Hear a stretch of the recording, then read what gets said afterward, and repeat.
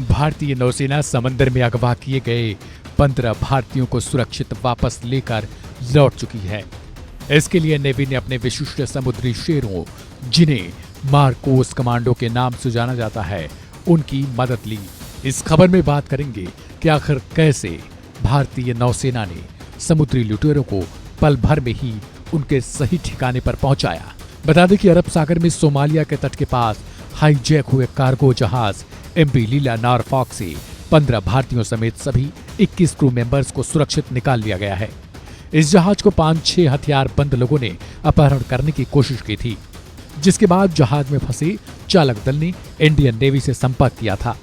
हालांकि जैसे ही इस बात की भनक लगी, तुरंत नौसेना की ओर से बिना देरी के ऑपरेशन के लिए मार्कोस कमांडो से लैस INS चेन्नई को रवाना कर दिया गया।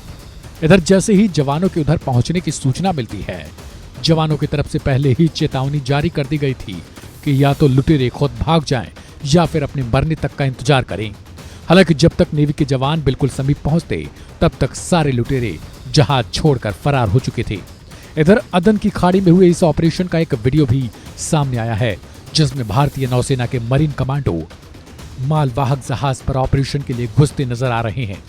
दरअसल समुद्री सुरक्षा की निगरानी के लिए काम करने वाले एक संगठन है, जिसका नाम है UKMTO।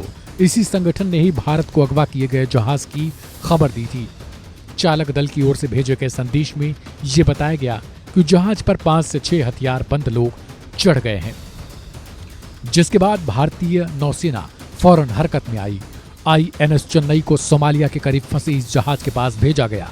इस ऑपरेशन के लिए सबसे पहले भारतीय नौसेना की एक मैरीटाइम पेट्रोलिंग एयरक्राफ्ट P-81 को जहाज की तरफ रवाना किया गया और फिर मर्चेंट वेसल की सुरक्षा के लिए INS चेन्नई को भी भेज दिया गया।